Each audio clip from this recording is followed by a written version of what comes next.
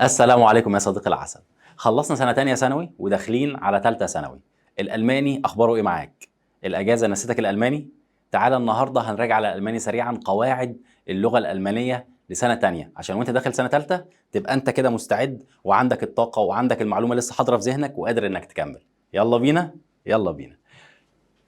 مراجعة على قواعد الصف الثاني الثانوي.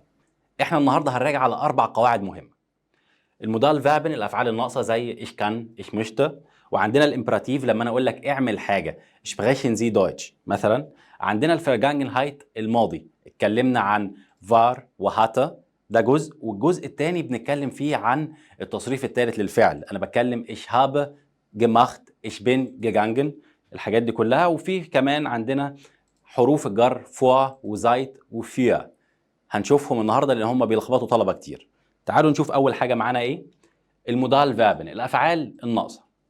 اولا بيلعب عليك لعبتين. اول حاجه تصريف الافعال، فلو انت مش حافظ تصريفه الافعال بتاعه الافعال الناقصه هتتلخبط كتير وهتغلط كتير. الموضوع باختصار شديد قسمناهم ل4 اجزاء: ايش وآ واس وزي، والضمير دو وإيا، وفيا وزي جمع، وزي اللي هي الاحترام حضرتك او حضراتكم، وهي الصيغه الرسميه ما بتبقاش اسمها الاحترام، اسمها الصيغه الرسميه. طيب هنا ich möchte ich will ich muss ich darf زي ما موجود عندك، انت عارفهم وحافظهم. اللي انا عايز اقول لك عليه، لاحظ ان هنا ايه اللي عليه املاوت. هتلاقي مثلا ان will وفولن دي ما فيهاش املاوت، مع دو موست ودارفست وكانست ما عليهاش املاوت. ليه بقول لك كده؟ لان في مره جاب في امتحان دو ولا ايه وكان جايب مست عليها املاوت، فالناس كتبتها دو، مع ان طالما عليها املاوت تبقى تبع ايه مش تبع دو. احنا حفظنا تصاريف الافعال، عارفين الفعل مشتن او فولن اللي هو يريد، müssen حاجه يجب ان انت عليك تعملها، dürfen دي حاجه انت مسموح لك مثلا تتكلم في التليفون تدخن.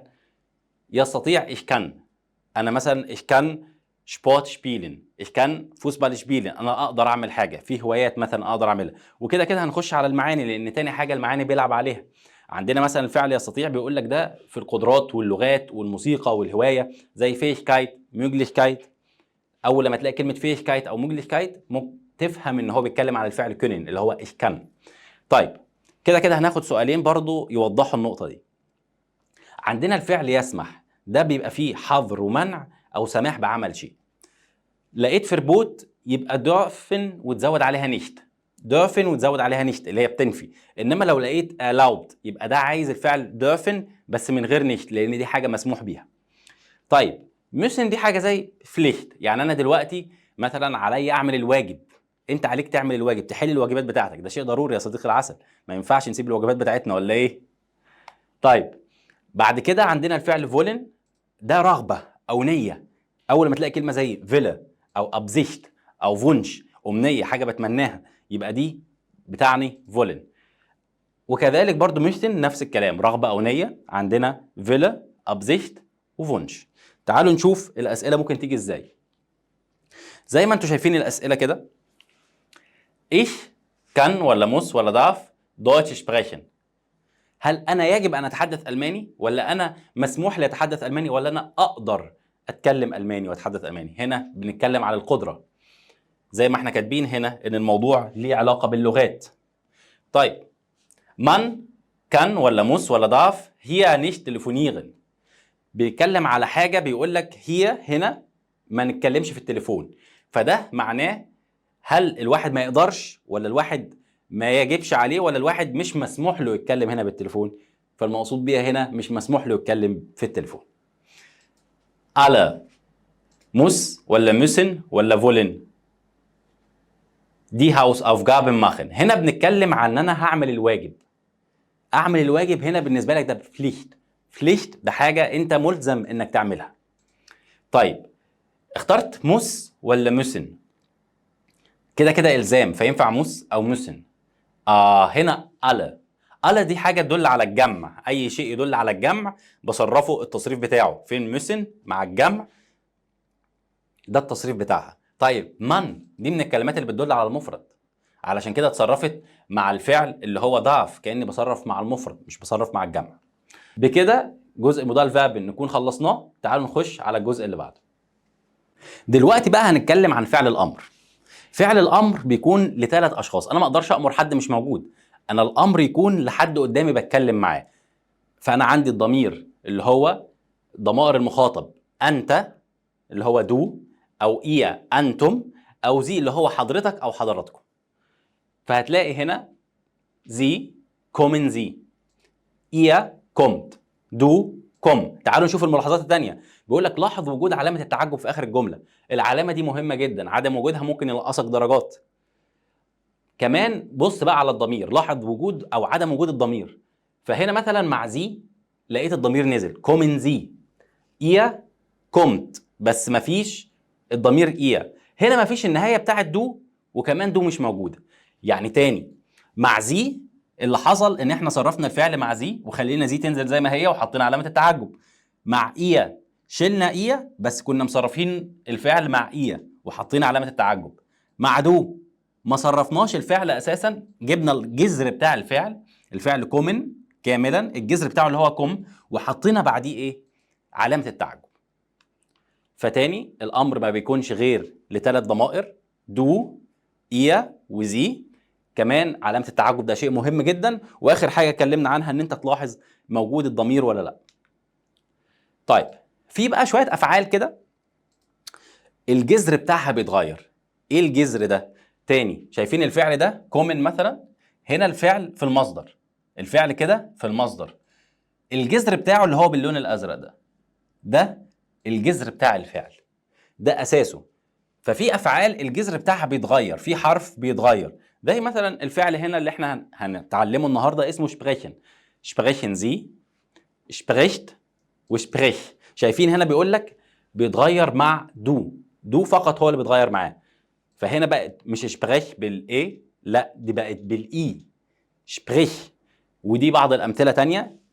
sprich من الفعل sprechen يتحدث، اس من الفعل اسن اللي هو ياكل، جيب اللي هو من الفعل جيبن اللي هو يعطي، نم اللي هو من الفعل ياخذ اللي هو من الفعل نيمن، ليز من الفعل ليزن اللي هو القراءه.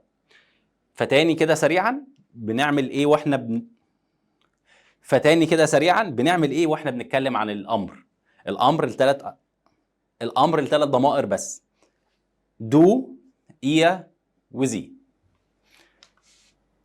في بقى فعل اسمه زاين. احنا عارفين الفعل زاين اللي هو يكون. التصريف بتاعه بيكون مختلف شويه، بتحفظه زي ما هو زاين زي يعني كن. ممكن اقول لك زاين زي هفلي يعني حضرتك كن محترم يعني. زايد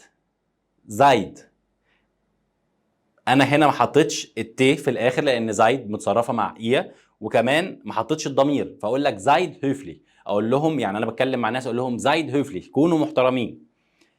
زاي هوفلي اللي انت خليك انسان محترم، زاي هوفلي كن محترم.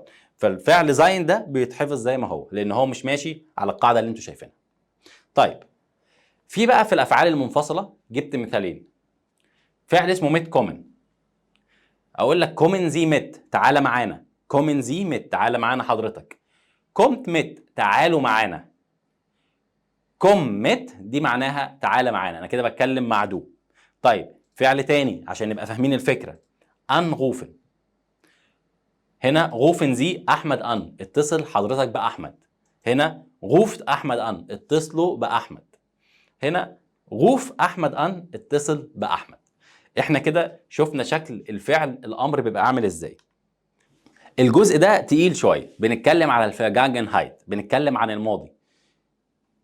الماضي ده كبير شويه متقسم لاجزاء، وانا عملته اجزاء صغيره علشان يبقى الموضوع ابسط واسهل كمان.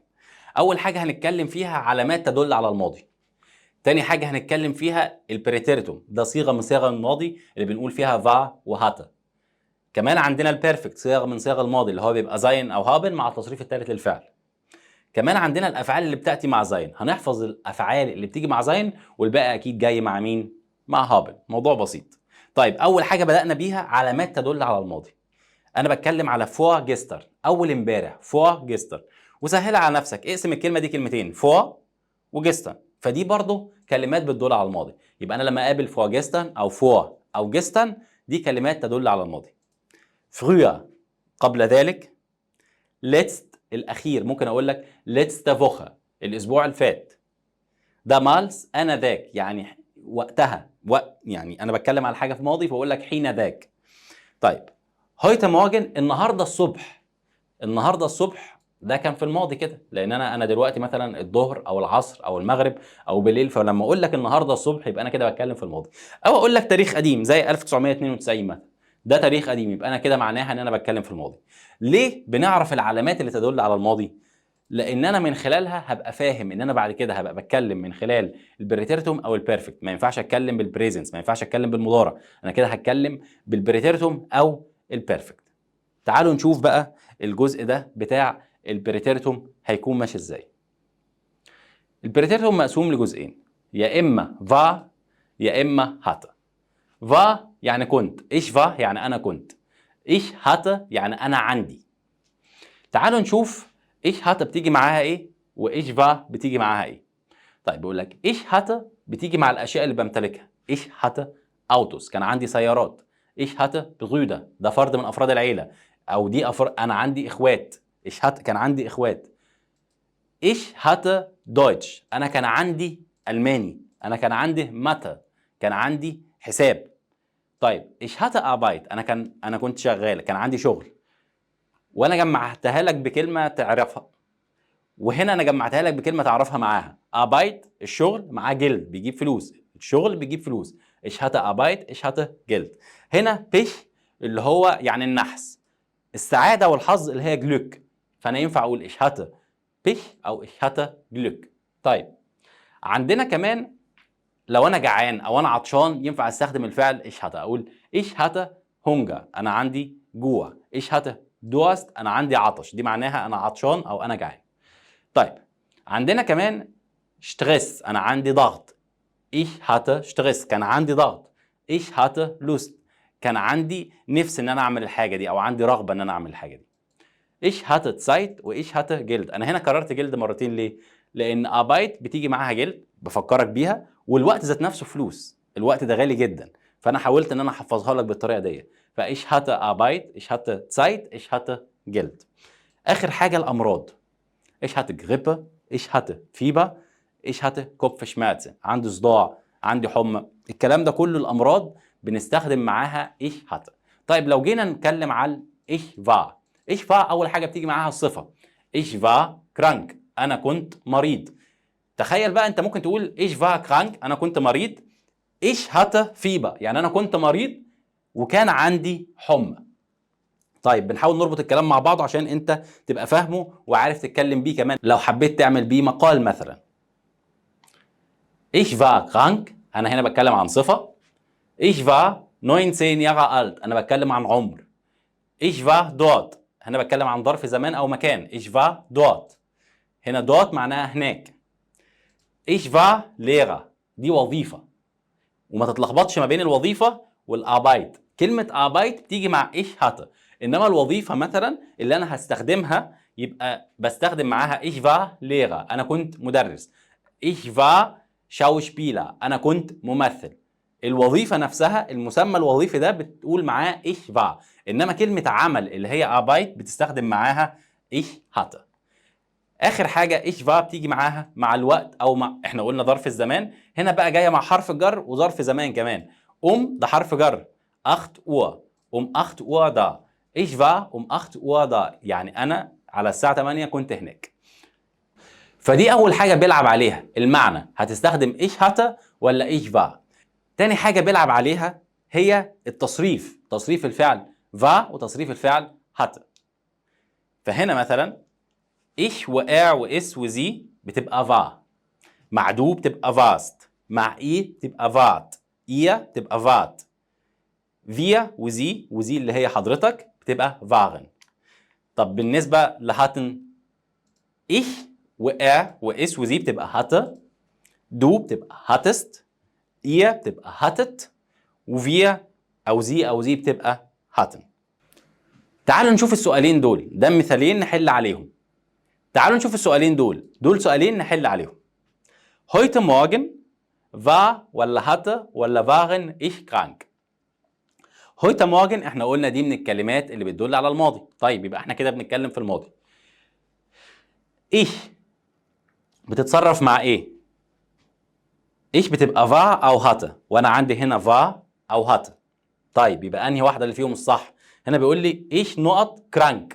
krank دي صفه ich war krank، يبقى انا هنا هستخدم ich war krank. شفتوا الفكره بنحلها ازاي؟ حليناها بالمعنى وحليناها كمان بالتصريف. طيب تعالوا نشوف المثال الثاني. gestern بتكلم على امبارح. hatten ولا waren ولا hatte wir viel Geld. طيب gestern ده بنتكلم على امبارح. wir نشوف التصريف اللي مع wir. عندنا waren وعندنا hatten والاثنين موجودين، يبقى كتصريف الاثنين صح، بس كمعنى viel Geld احنا بنقول ich habe viel Geld او ich habe Geld ولا ich war Geld. احنا اخدنا ich hatte Geld، انا عندي فلوس. من الحاجات اللي احنا اتكلمنا عليها فلوس وربطناها بالعمل وكمان بالوقت. فتاني الموضوع بسيط جدا، انت كل اللي عليك تبقى فاهم هو هيلعبك ازاي. هيلعبك التصريف تبقى انت فاهم التصريف وحافظها، هيلعبك معنى فانت فاهم المعنى، فهتلاقي نفسك بتحل بسهولة جدا. تعالوا نخش على الجزء الثاني من الماضي وهو البيرفكت. الجزء اللي هتكلم فيه دلوقتي جزء مهم جدا وبيلخبط طلبة كتير لان هم شايفينه صعب. احنا النهارده هنسهله على الاخر. اولا هنتكلم عن جزئين. الجزئيه الاولى ايه الافعال اللي بتيجي مع الفعل زين، والجزئيه الثانيه تصريف الفعل زين وهابن في البيرفكت بيبقى عامل ازاي. تعالوا نشوف اول جزء معانا افعال بتيجي مع زين. اول حاجه الفعل زين نفسه بيجي وبلايبن، دول افعال السكون. افعال السكون انا ليه بادئ بيهم؟ لان الناس دايما بتتلخبط فيهم لان هم عارفين ان الفعل زين بيجي مع حركه. لا انا ببدا لهم بالاول بالسكون. الاثنين الشواذ هنا زين وبلايبن، في فعلين شواذ معانا زين بلايبن. طيب جيفيزن وجبليبن. جيفيزن وجبليبن ده تصريف الفعل زين، تصريف الفعل بلايبن. زين جيفيزن بلايبن جبليبن. هتلاقي الافعال في المصدر مكتوبه زين او بلايبن، وهتلاقي الافعال في الماضي مكتوبه باللون الاحمر جيفيزن او جبليبن. طيب في بقى افعال بسميها رايح جاي اللي هو جين وكومن. جين وكومن هتبقى جيجانجن وجيكومن. طيب السفر عندنا فاغن، ايش فاغن مثلا انا بسافر. عندنا الفعل فليجن يسافر برضو بس بيسافر بالايه؟ بالطياره. عندنا غايزن اللي هي رحله، انا رايح في رحله، انا بسافر في رحله مثلا. عندنا جفاغن وجفلوجن وجرايست. جفاغن جفلوجن وجرايست. طيب عندنا الهوايات. ايه الهوايات مثلا؟ عندنا الفعل لوفن انا بتمشى. طيب التمشية ممكن بتيجي معناها. عندنا الهوايات هنا عندنا فاندان اللي هو بيتجول جيفاندات. كليتر اللي هو بيتسلق جيكليتات. لاوفن اللي هو بيتمشى جلاوفن. غايتن اللي هو مثلا انا دلوقتي عارف لما انت بتركب الخيل، ركوب الخيل هي غايتن، يبقى غايتن جغتن. طيب في بقى افعال منفصله حبيت اذكرها لك زي اينشلافن. اينشلافن بتبقى اينجشلافن، بس بالله عليك ما تتلخبطش ما بين الفعل شلافن واينشلافن. شلافن ينام بيجي مع حابل، انما اينشلافن ده قيلوله بينعس شويه، دي معناها اينشلافن قيلوله وبتيجي مع الفعل زين. تمام؟ مهمه جدا النقطه دي عشان ناس كتير بتقع فيها. اوفشتين ان انا بستيقظ، ان انا بقف. اوفشتين الفعل ده معناه ان انا بقف. aufgestanden.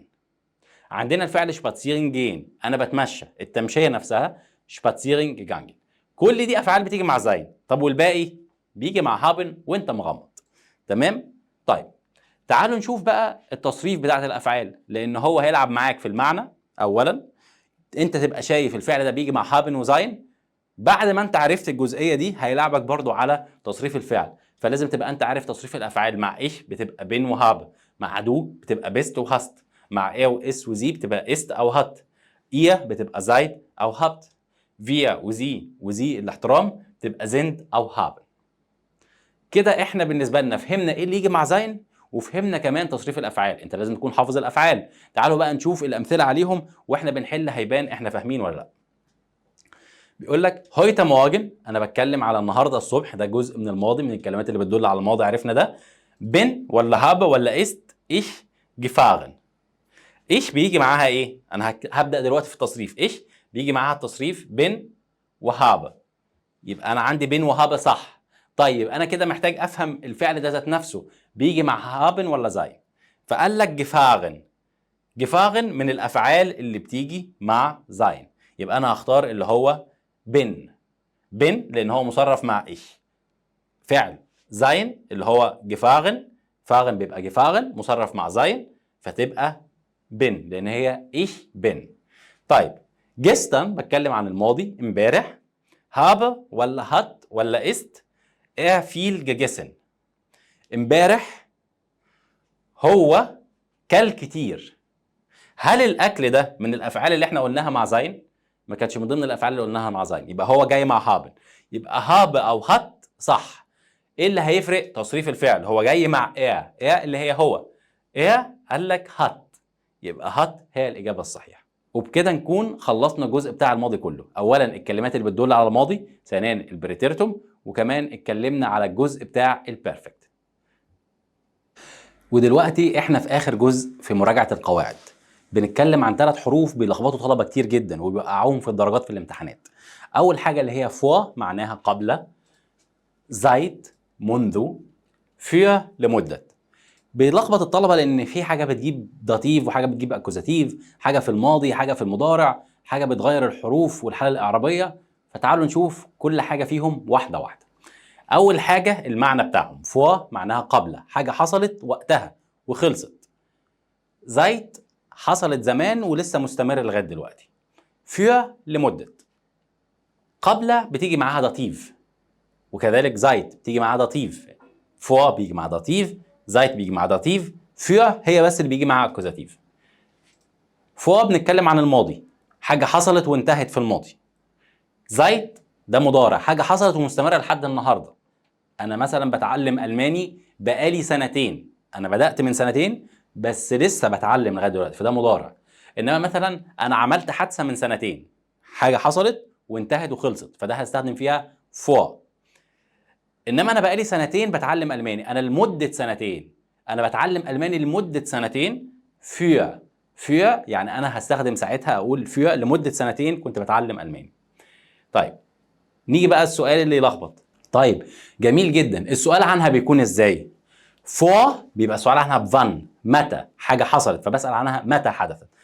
زايت بيبقى عندها سؤالين، زايت فان وفي لانجا، ممكن اسال بسؤالين زايت فان وفي لانجا. فير دي اسال عنها بقول فير في لانجا، فير في لانجا. يبقى احنا كده عرفنا المعاني بتاعتهم، الحاله الاعرابيه داتيف ولا اكوزاتيف، كمان بيدلوا على الماضي ولا المضارع، هنا ينفع ماضي او مضارع، والسؤال بتاعهم كمان يكون ازاي. الجزئيه بقى اللي هنتكلم فيها دي اللي بتيجي في الاختيارات في الامتحانات. يجيب لك زايت مثلا او فوا ويقول لك اينم ولا اينا ولا اينن ولا اين. الكلام ده بيلخبطنا، هنعمل ايه يا رايق؟ تعالى معايا اقول لك هنعمل ايه واحده واحده. نبدا بفوا وزايت، هما الاثنين مع بعض نفس الحاجه، يا اما بيجي معاهم اينم يا اما بيجي معاهم اينا يا اما يجي معاهم رقم. لو اينم فهتلاقي جايه مع الكلمات زي تاج، يا، مناد، زمستا. طيب يا هير انا مش حافظ، انا مش عارف. طيب يا راي انا مش حافظ، انا مش عارف اعمل ايه، ما تسهلها عليا شويه. هقولها لك بطريقه سهله. الكلمات اللي تحس ان هي طبعها صعيدي، تاج، يا، مناد، زمستا، الكلمات دي بتيجي معاها اينم. طيب والكلمات اللي هي فيها طابع بورسعيدي شويه بيجي معاها اينا. طابع بورسعيدي ازاي يا راي؟ منوته، شتوند، فوخه. شفت الموضوع سهل ازاي؟ يبقى تاني، اينم تيجي مع تاج، يا، مناد، زمستا، او اينا اللي هي تيجي مع منوته، شتوند او فوخه، او رقم يعني اقول لك 3 ايام 3 شهور. تعالوا نشوف الامثله هنا بتقول ايه. vor einem Tag منذ يوم. تعالوا نشوف الامثله هنا بتقول ايه. vor einem Tag يعني قبل يوم. seit einer Woche يعني منذ اسبوع. seit 2 Monaten منذ شهرين. طيب vor einem Tag بنتكلم في الماضي فقال لك war لان احنا بنستخدم الماضي. seit einer Woche مضارع يبقى bin ich in Kairo. طيب seit 2 Monaten bin ich in Kairo. فاحنا فهمنا دلوقتي الجزئيه بتاعت ده بيعمل اكوزاتيف ولا داتيف وماضي، وشفنا الامثله عليهم بتبقى ماشيه ازاي، وسهلناهم بالصعيدي والبورسعيدي. تعالوا بقى نشوف الجزء بتاع فير. für ده بيعمل اكوزاتيف، فالحاله بتكون يا اما ايه؟ يا اما einen، يا اما ein، يا اما eine، يا اما رقم. تمام؟ عندك تاج ومونات دي اللي اداتها der تبقى einen، اللي اداته das بتبقى ein زي يا وزمستر. عندك كمان eine اللي هي مينوته وشتونده وفوخه، ورقم ده اللي هو جمع تاج مونات ياغ. طب ايه الفرق ما بين الرقم هنا والرقم هنا، الجمع هنا والجمع هنا؟ ان الجمع هنا هتلاقي اخره ان، الجمع هنا مش هتلاقي اخره ان. زي تاجن موناتن ياغن، تاج مونات ياغ.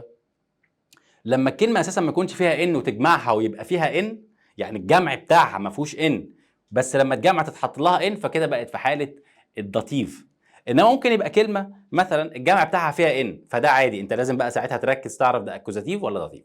طيب نرجع تاني للنقطه دي، تعالوا نشوف الامثله. für einen Tag، für einen Tag bin ich in كايرو، لمده يوم انا موجود في القاهره.